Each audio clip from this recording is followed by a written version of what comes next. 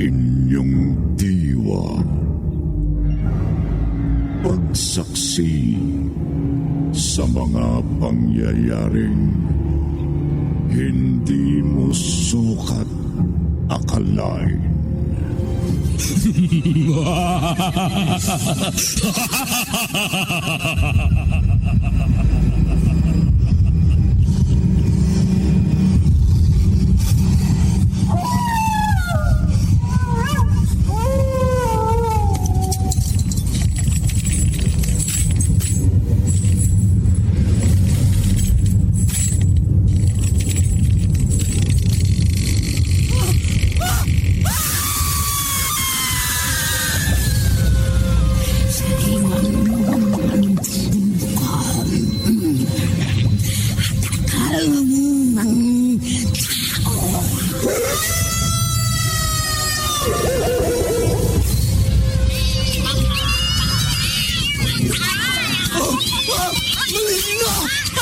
Mga kampo ng kaniliman! Huwag kayong lalapit sa akin!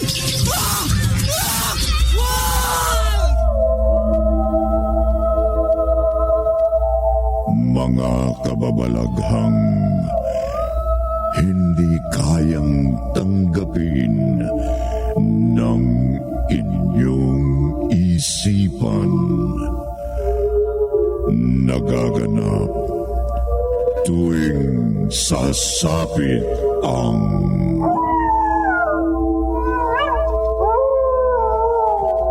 gabi ng lagi.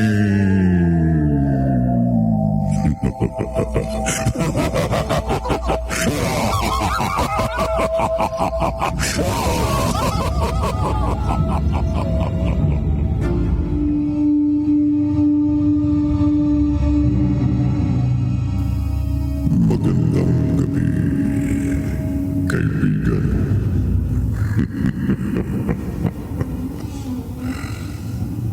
Akala natin ang mga taong nag-aanyong baboy, pusa, paniki ay mga kwento lamang. Ngunit sa kalagitnaan natin, maaaring kasama natin silang namumuhay. Naghahanap buhay din na parang normal na tao. Ngunit pagsapit ng dilim, sila'y umaatake at hindi natin alam kung ano ang bubusog sa kanilang gutom na katawan. Samahan niyo kami muli sa gabing ito. Sisimulan natin ang isa na namang kwento ng kababalaghan na pamamagatan natin. Tigre. Sa isa na namang gabi ng lagi.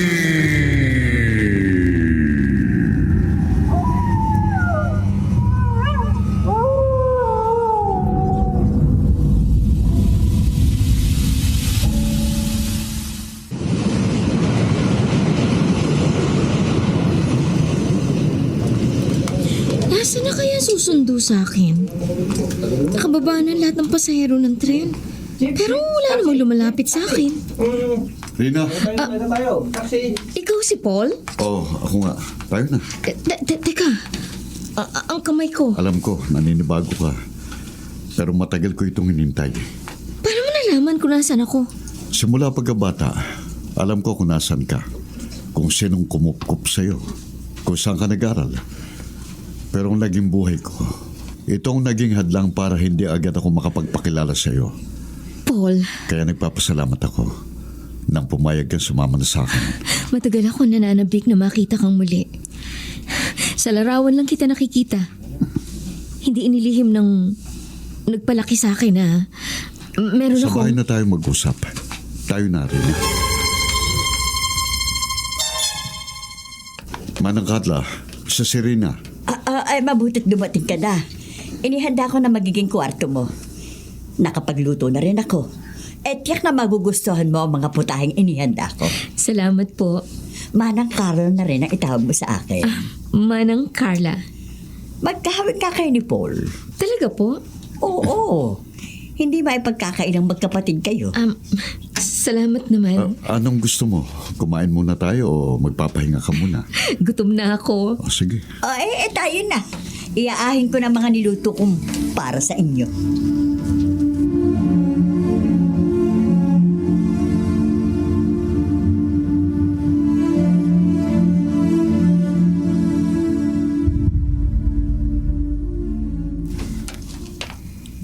Nagustuhan mo bang mga pagkain? Parang hindi ako matutunawan. Puro karne. Hindi kasi ako mahilig sa karne. Pero masarap ang luto ni Manang Carla. Rina. Paul, pasensya ka na. Hindi ako sanay na hinahawakan ng kamay ko. Pinapunta kita rito. Nagpakilala ako sa iyo sa pamamagitan ng sulat. Dahil sa isang mahalagang bagay. Anong mahalagang bagay? Hindi mo pa alam ang ating lahi. Ano ba ang lahi natin? May dugo ba tayong dayuhan? May kailangan ba akong malaman? Rina, lahi tayo ng tigre. At panahon na para magparami tayo. Ha? Sandali. Bitiwan mo ko.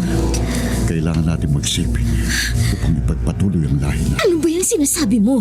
Magkapatid tayo. Lahi tayo ng tigre. Walang magkapatid, walang magkakamag-anak. Kailangan nating magparami. Kailangan nating magsiping. Kung hindi, permanente na tayong mananatiling tao.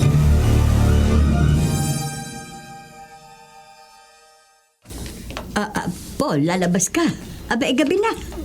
Sandali lang ako, Manang Carla. Iinom ako para antukin. Hihintayin pa ba kita? Huwag na, may susi ako. Bantayan mo si Rina. Baka may kailangan siya. Oo. Ako na ang bahala sa kanya.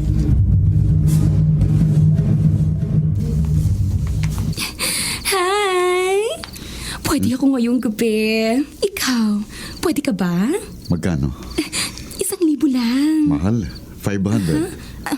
Call. Game ako. O tayo na. Talagang kailangan ko ng kasiping ngayong gabi.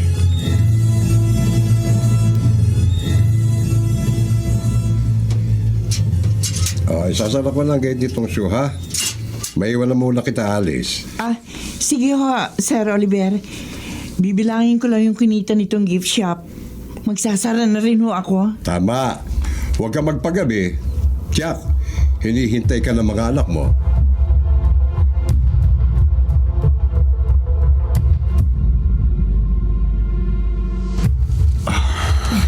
Napaligaya mo ako.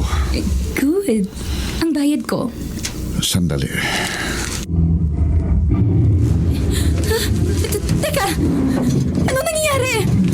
Ikaw naging isang... Teka!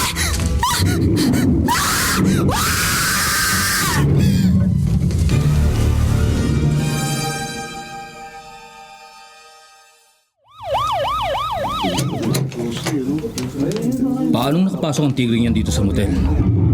Huwag niyong hayaan makalabas. Oliver, kaya mo bang hulihin? Chief. Kami na bahala ng mga kasama ko. Sige, dalhin niyo sa zoo. Ikaw, Sarge, tumawag ka ng investigador. Mukhang patay na yung babaeng nilapa na nasa kama. Huwag mo na kayo lalapit hanggat di namin nahuhuling itong tigre.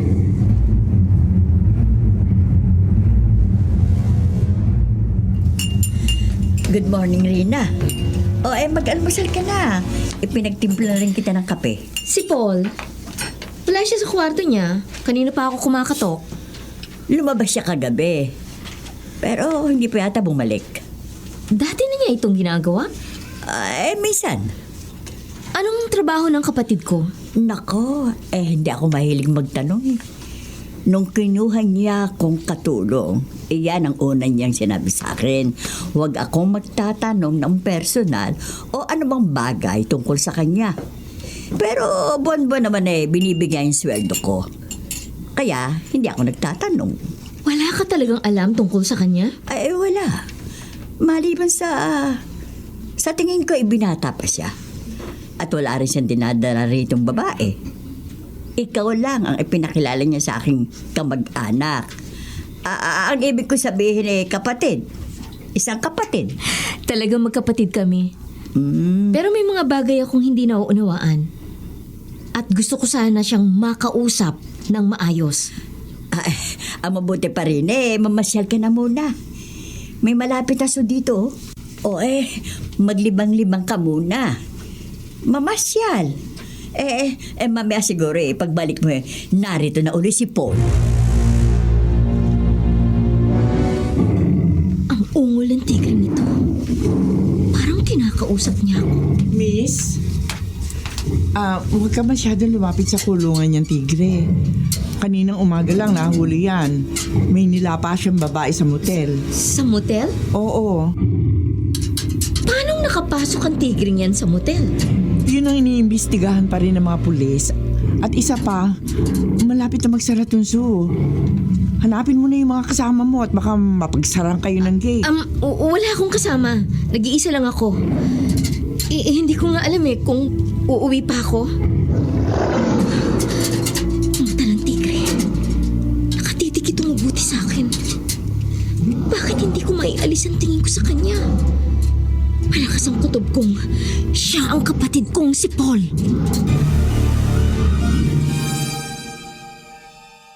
Miss, bakit? Parang natatakot ka. Ang tigreng nakakulong. Galit siya sa akin. Ay, sandali, teka. Oy, saan ka pupunta? Miss, bumaba ka na riyan. Hindi ka naanuhin ng tigre, nakakulong na siya. Hindi ko alam kung paano bababa rito sa puno. Sir Oliver, paano siya nakakit sa puno? Hindi ko rin nakita Mabilis ang pangyayari. Nakita ko na lang tumatakbo siya. At pagdating ko rito, andyan na siya sa taas ng puno. Miss! Kukuha ako ng hagdan na ginagamit namin sa paglilinis sa mga hula at puno, ha? Hintayin mo ako! Tutulungan ka namin makababa dyan!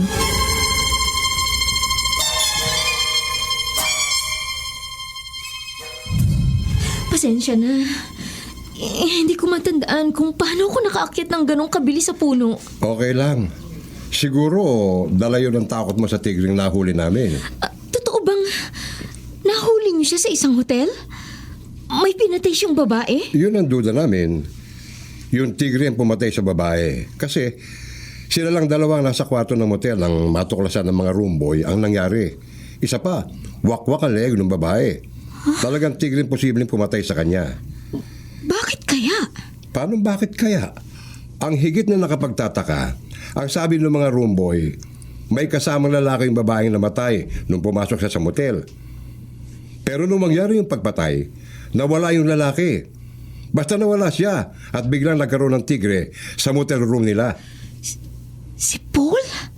Ano? May sinasabi ka ba? Ha? Oh, wala. Ay, ako nga pala si Oliver. Ikaw si... Rina ang pangalan ko. Rina, kung wala kang kasama, ipahatid na kita sa katrabaho ko dito sa zoo. Kaya ko na umuwi, Oliver. Pero, matutulungan niyo kaya akong maghanap ng trabaho? Bakit hindi ka magtrabaho sa gift shop nitong zoo? Si Alice ang manager sa gift shop. Sa kanya kita ilalapit. Total, mukha namang mapagkakatiwalaan ka. Salamat, Oliver. Kung ganon, payag ka nang ihatid ka ng mga tauhan ko rito. Gusto ko lang kasi makasigurong walang masamang mangyayari sa'yo. May kapatid ka pala, Rina. Nasaan siya? Hindi ko nga alam, Alice. Kasi nung isang araw pa siya umalis. Hindi pa rin bumabalik. Ay, baka naglayas. Pero sa kanya yung bahay na tinutuluyan ko. Bakit siya maglalayas? Sorry. Akala ko nakatira pa kayo sa parents niyo Ulila na kami. Ang totoo nito, ipinahanap niya ako. At nung malaman kong buhay nga siya, pinapunta niya agad ako rito para magkasama na kami. Kung ganun, dapat nga protektahan kanya. Bakit kaya parang iniwang kanya? Hindi ko rin alam. Uuwi rin siguro yun. O sige ha, itutuloy ko na yung pagtuturo sa dapat mong gawin dito sa gift shop. At sana makapagtyaga ka muna sa maliit na sahod. Kapag maraming bisita ang zoo, marami namang bumibili ng souvenir items. Kaya may pagkakataon, daragdagan ko rin ang sahod mo. Okay lang. Naiintindihan ko, Alice. Ano yun? Si Bona yun! Ha? Teka, pupuntahan ko siya!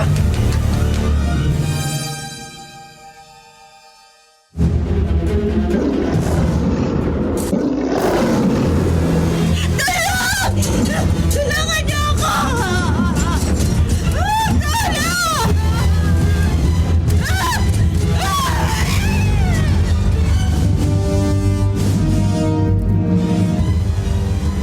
Bona! Bona! Oh, mabagin langit! Patay na yata siya! Bona! Dadaling ka namin sa ospital.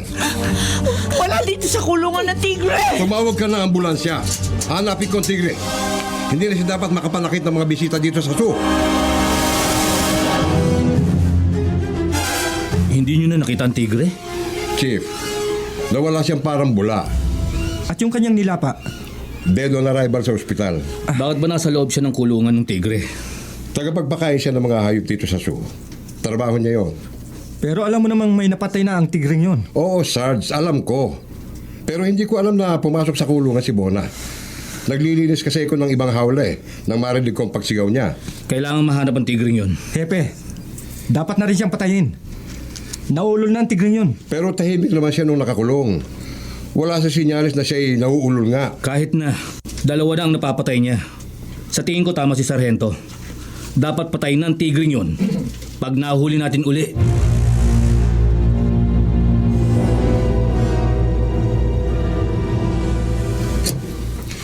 Sino yan?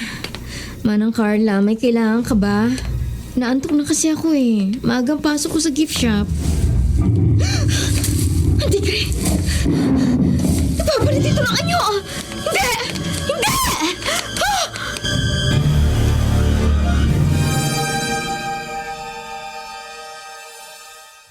Hindi! Hindi ako makikipagtalik sa'yo! Magkapatid tayo! Bitiwan mo ako! Bitiwan mo ako! Hindi ako sinundan ni Paul! Pero mas mabuting umalis ako dito sa bahay! Saan ako pupunta? Saan ako pwede magtago? Ayoko maging katulad ni Paul! Ayoko maganyang tigre! At pagkatapos ay pumatay ng tao! Hepe, dito may naamoy ang mga aso. Nasundan nila ang amoy ng tigring nakatakas sa zoo. Bahay yan ah. Teka, Chief. Diyan nakatira si Rina. Sinong Rina? Isa sa mga tauhan ko sa zoo. Hepe, anong gagawin natin? Katukin mo. Hindi magsisinungaling ang mga aso. Kung dyan nila naamoy ang bakas ng tigring nakatakas, maaaring nandyan nga sa loob ang tigring hinahanap natin. Pulis ito! Buksan niyo ang pinto! Makipagtulungan kayo sa amin! May nakawalang tigre sa zoo! Kailangan namin matiyak na wala ito sa loob ng bahay nyo! Ayun ang tigre! Hepe! Tumalo sa bintana ng kwarto! Sundan natin! Bilis! Okay!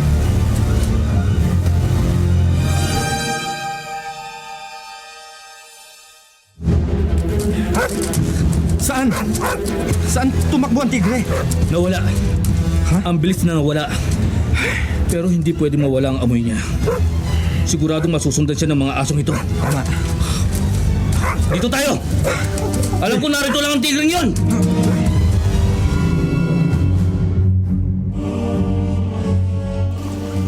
Rina, Paul, paano mo ako nasundan? magkadugo tayo. Malakas ang pangamoy ko. At siguradong ikaw rin. Oo. Matagal ko nang napapansin yun. Kahit malayo ang isang hayop sa akin, naamoy ko, naririnig ko, matalas at malakas ang pangamoy Nakakyat ko. ka na mabilis sa isang puno doon sa zoo. Ikaw nga nakakulong sa kulungan ng tigre. Ako nga, Rina.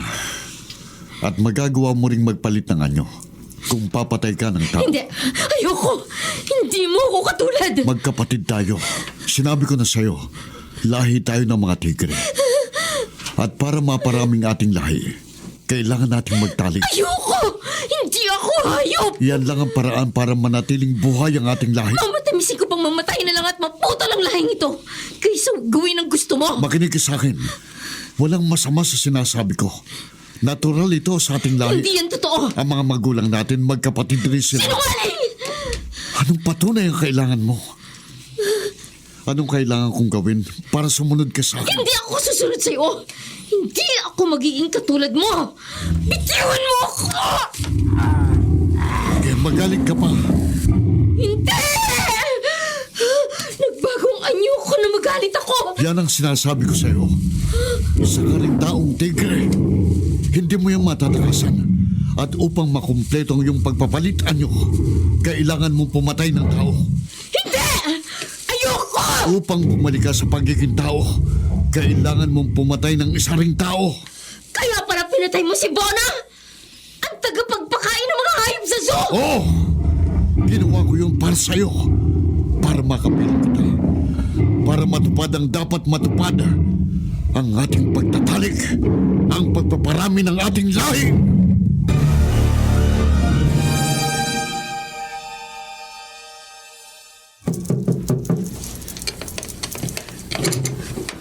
Carla, nabalitaan mo na ba? Aling Asya, anong balita? May gumagalang tigre. Pumapatay ng tao. At dito raw huling nakita. Katunayan, ayun basag ang salamin ng bintana doon sa taas itong bahay na tinutuluyan mo. Doon raw tumalon yung tigre para tumakas. Tigre? Walang tigre rito. Ay, kitang-kita ng mga pulis. Pati yung namamahala sa malapit na sa zoo doon. Magkakasama sila kanina rito. Pero ako lang ang tao rito. Pati si Reyna, wala namang kaming narinig na ingay. Ay, tingnan mo yung kasama mo. Baka may nangyari sa kanya. Halika, Aling Asya. Tumuloy ka. Samahan mo ako. Tingnan natin. Baka nga may nangyari kay Reyna.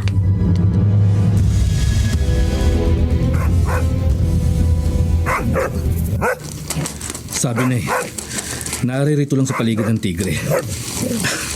Tatanggalin ko ang mga tali nyo, ha? Sundan nyo. Ituro nyo sa akin. Bilis! Patungo ang mga aso dun sa abandonadong gusali. Oliver! Mga kasama! Doon tayo! Sumunod kayo! Kahit anong gawin mo, hindi mo ako mapipilit.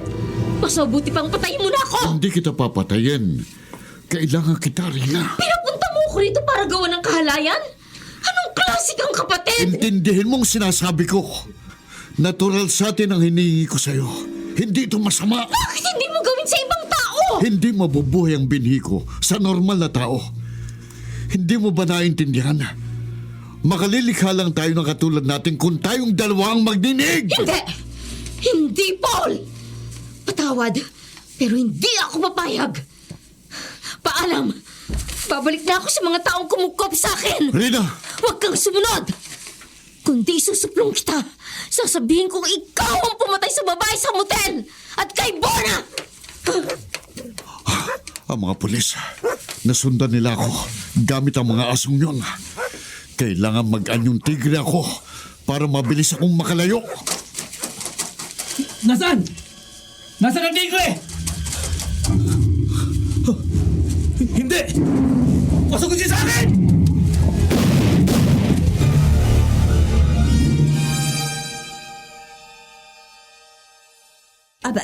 Wala rito si Reyna. Bakit tinangis siya ng tigre? Hindi. Kung nasugatan si Reyna, tiyak may dugo rin sa kwarto niya. Pero wala. Sigurado kang umuwi na si Rina? Oo, sabay pa nga kami naghapunan eh. Ay, kung gano'n bakit wala siya rito? Hindi ko alam. Ay, baka si Rina na yun. Ang bumalik siya. Ay, baka na. Tayo na. Bumalik tayo sa sala. Nag-aalala ko sa hiwagang nangyayari sa paligid natin.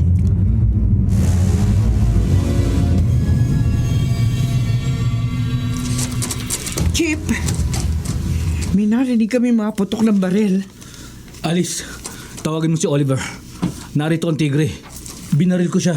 Tinamaan mo ba? Siguro. Kasi tahimik na. Pero paano mo nasinta? Madilim dito sa abandonadong gusali. Pag-ungol niya, nakita kong kumislap ang kanyang mga mata sa dilim. Yun ang inasinta ko. Maaring napuruhan mo siya. Pero mas mabuting hintayin natin si Sir Oliver. Ang mga aso ko, nasaan na sila? Nakatali na yung dalawa. Pero yung isa, bumalik sa tirahan ni Rina. Patuloy itong tumatahol doon. Ha? Bakit kaya? Naririto ang tigre. Bakit patuloy sa pagtahol doon ng aso? Naroon na si Sarento. Mas mabuting lumabas na muna tayo kung saan maliwanag. Delikado mong natili dito sa dilim, Chip. Hindi natin nakikita kung natamaan mo nga ang tigre o hindi. May tama ako. Hindi nila ako dapat makita sa anyong tao. Kailangan makalayo ako rito. Kailangan gamutin kong sarili ko. Nasa paligid pa rin ang mga pulis. Kailangan pasukin ko ang isa sa mga bahay na malapit. Ito. Bukas ang pinto. Ay, sino ka? Ay, nagduduguan ka. Ha? Nagbabangungan niyo siya!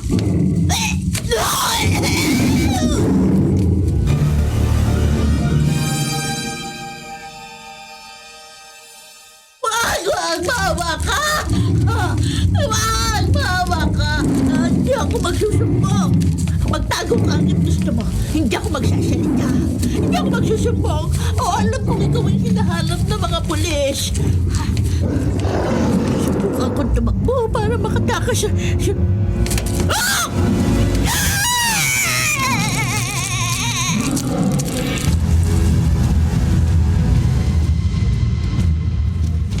Nasaan si Chip? Hinahanap nila yung tigre. Sabi ni Chief, natamaan niya. Sigurado raw siya. Nagpadala na ako ng backup doon. Yun ang tutulong sa kanila. Kailangan puntahan natin si Sargento. Bumalik siya sa bahay ni Rina. Naroon daw yung isang pulis dog. Tahol ng tahol, ayaw tumigil. Ha? Pero kung nabaril ni Chief ang tigre, sino tinatawlan ng police dog dun sa bahay? Malalaman natin yan. Tayo na. Sumunod na tayo doon.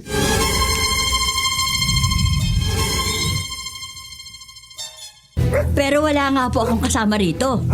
Pati nga po si Rina wala sa kwarto niya eh. Hindi ko po alam kung saan nagpunta. Papasukin mo na lang ako para malaman ko kung bakit tumatahol ang hawak kong police dog. Kayo po bahala. Huwag kang mag-alala. Kung wala naman problema, hindi ka masasangkot sa anumang investigasyon. Sige po, tumuloy na po kayo. O sige, pasok tayo. Hanapin mo yung naaamoy mo. Sir, sandali na po. Bakit? Papunta po kayo sa hagdan ng basement. Wala naman pong tao dyan. Wala pong gumagamit ng basement. Dito gustong pumunta ng aso. At kailangang sundan ko lang siya para malaman ko kung ano ang naamoy niya.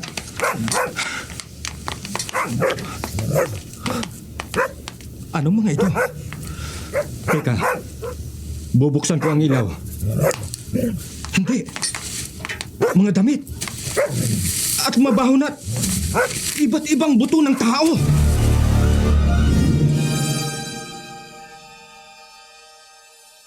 Hindi ko magaling ang sugat ko. Kahit pumatay na ako ng tao. Kailangan balikan ko si Rina. Siya na lang ang pag-asa ko para patuloy na mabuhay. Pero saan siya pumunta? Hindi ko na siya naaamoy. Ibig sabihin, malayo na siya sa akin. Kailangan hanapin ko siya. Hindi ako makapapayag na mamatay na lang ako basta.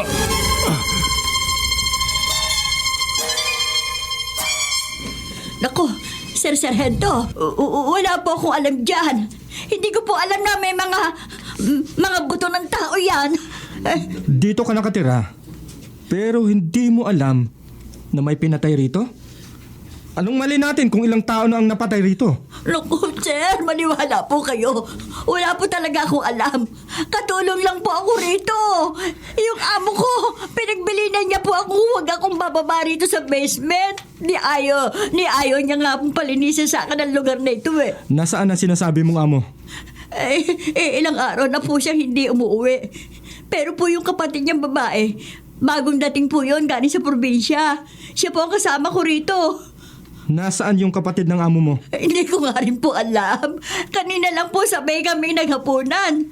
Ang alam ko po, natutulog na siya. Pero wala po siya sa kwarto niya. Niloloko mo ba ako? Ako, sir, maniwala po kayo. Ako man ay naguguluhan sa kapabalagang nangyayari sa bahay na ito eh. Dito ka lang.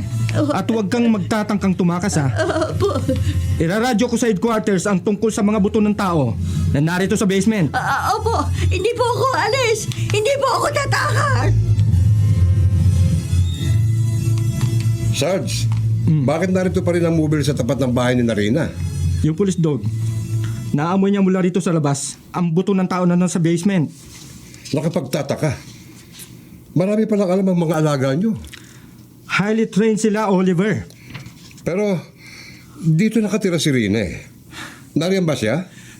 Katulong lang ang naririyan. At may sinasabi siya tungkol sa amo niyang babae. Kanina raw kasabay niya pa ito maghapunan. Pero bigla na lang daw nawala sa loob ng bahay at hindi nagpaalam. Pwede ba akong pumasok, Sarge? Magtatanong lang ako. Nag-aalala kasi ako eh. Tauhan ko sa si Rina.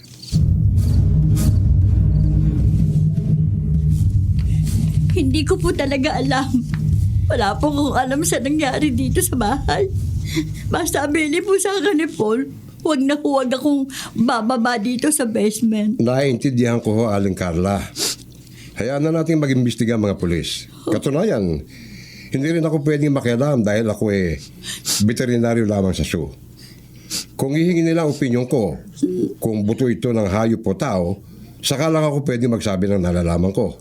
Kaya huminahon na kayo. Pero makukulong po ako, madadamay po ako. Pag napatunayang inosente kayo sa krimeng naganap, kung krimen nga ang dahilan ng mga buto sa basement, makakalaya pa rin naman kayo. Totoo ba, Oliver? Opo. Ang mahalaga lang sa ngayon, makipagtulungan kayo sa investigasyon. At siguro, ituro nyo na rin kung nasan talaga si Paul. At baka pati si Rina, hostage na ngayon. Kaya biglang nawala rito sa bahay. Pero kapatid po niya si Rina. Hindi niya po gagawa ng masama ang kapatid niya.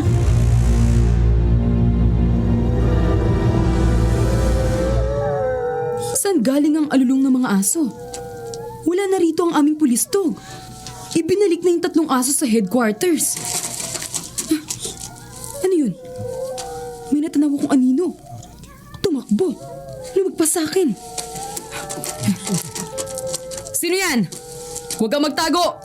Magpakita ka. Kung hindi, puputukan kita. Magpakita ka! Magpakita ka!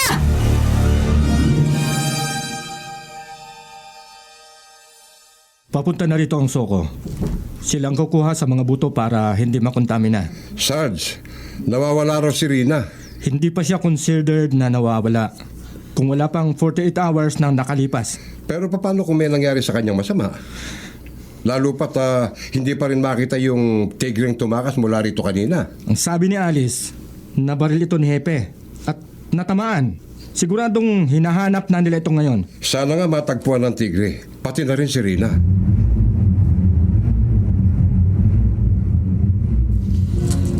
Lumabas ka rin sa pinagkukublihan mo!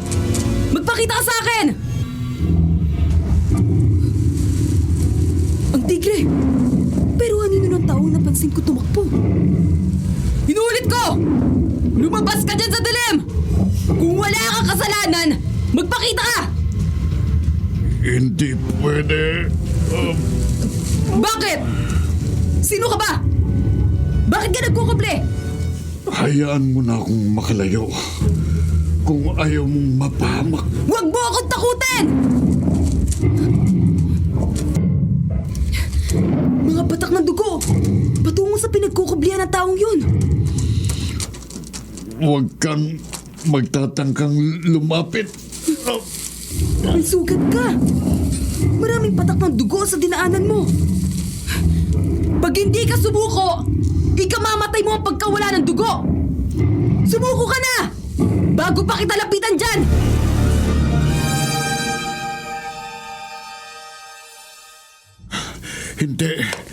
Hindi mo ako mapapasuko. Paul! Sumuko ka na! Mas mabuting sumuko ka para sa kaligtasan ng marami! Rina, nasaan ka? Huwag ka makialam! Kapatid ko siya! Hayaan mo kausapin ko siya! Hindi ako susuko, Rina. Kabutak ko na! Aatake siya! Ha? Hindi! Ah! Ah! Wag!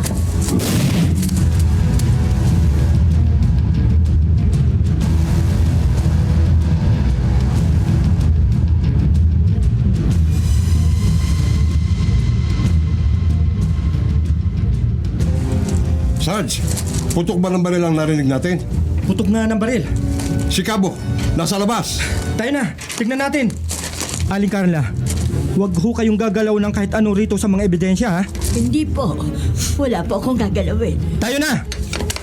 Ayun, Sarge. May dalawang babaeng nakahando sa tabi ng patrol car. Si Cabo yung isa. Si Rina. Si Rina yung isa. Cabo, may pulso pa siya, pero mahina na. May pulso rin si Rina. Rina? Rina? Si Cabo. Sinubukan ko siya iligtas mula kay Paul. Narito si Cabo. Pero wala pa siyang malay. Ang Paul na tinutukoy mo, nasaan? Narito siya kanina. Aatakihin niya si Cabo. Kaya humarang ako. Wala na siya. Anong nangyari? Sargento, Cabo, anong nangyari? yung tao, nakita ko, naging tigre. Nakadroga ka ba?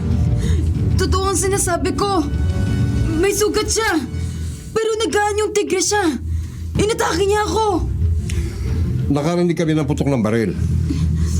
Nakapagpuputok ako bago ko nawala ng malay. Hindi mo natamaan yung tigre.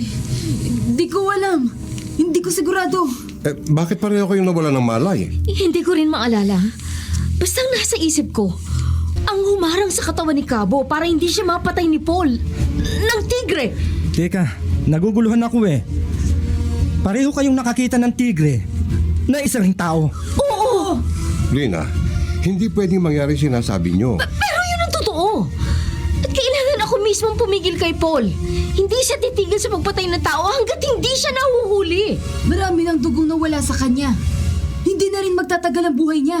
Mas lalo ko siyang dapat hanapin. Bakit pa? Mamamatay na rin siya. Kung tinamaan siya ni Cabo, maaaring mapuruan na siya sa panibagong tama ng bala. Rina, huwag mo na siyang hanapin. Bahala na si Hepe. Alam na niya ang gagawin. Hindi. Ako nakakaalam paano siya pasukuin. Ako ang maghahanap sa kanya. Dahil kapatid ko siya.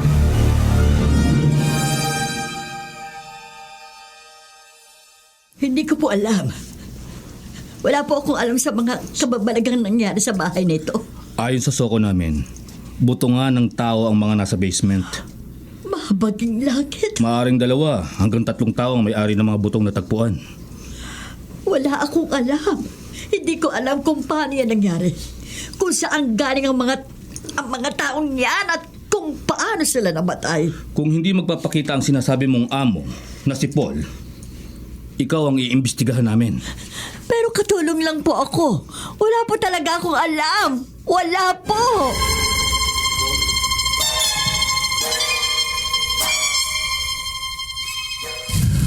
Ayokong mamatay. Pero hindi tumitigil ang pagtagas ng dugo. Paul! Rina, tulungan mo ako. Tutulungan kita para tuluyan ka ng matahimik. Anong ibig mong sabihin? Tatapusin ko na ang iyong kabangisan. Hindi mo ako pwedeng patayin. Mapuputol ang ating lahi. May iwan kang mag-isa. Huli na tayong 2 sa ating lahi. Kaya lamang ako nananatiling malakas ay dahil sa mga taong pinatay ko. Ang kanilang mga buto, itinago ko sa basement ng bahay. Pero ngayon, kahit pumatay na ako, patuloy ang panghihina ko. Rina, ikaw lang ang makapagliligtas sa akin. Gampun ka ng kadiliman! Hindi ako papayag na maging katulad mo! Wag. Makinig ka sa akin. Hindi mo ako pwedeng patayin. Tatapusin ko ng kaibangan mo! Hindi makukumpletong pagpapalit mo ng anyo hanggat hindi ka nakapapatay ng tao. Ikaw ang papatayin ko! Hindi! Wag!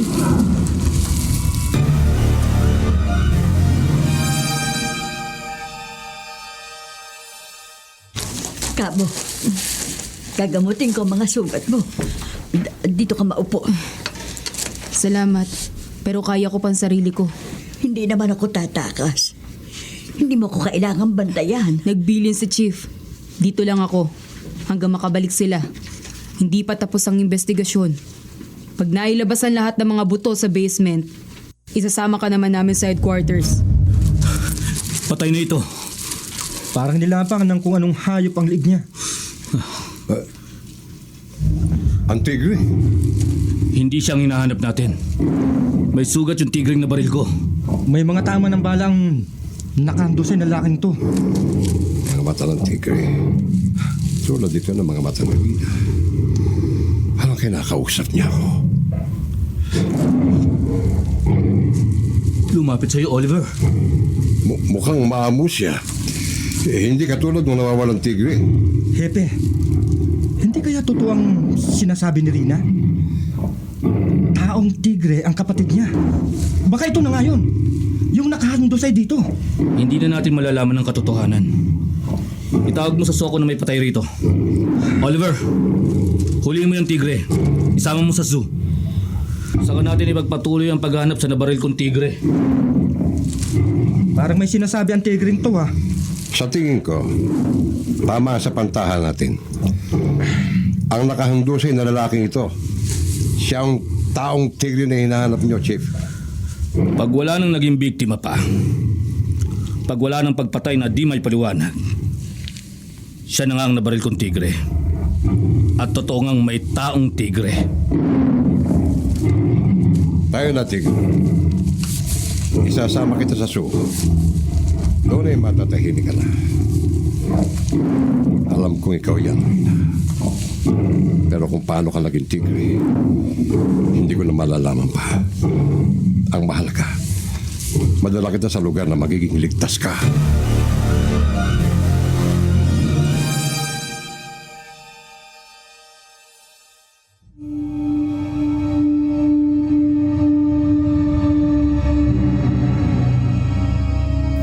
Mahirap paniwalaan ang ganitong kababalaghan. Ngunit sa guni-guni ng sinuman, lahat ay maaaring magkaroon ng buhay. Ikaw,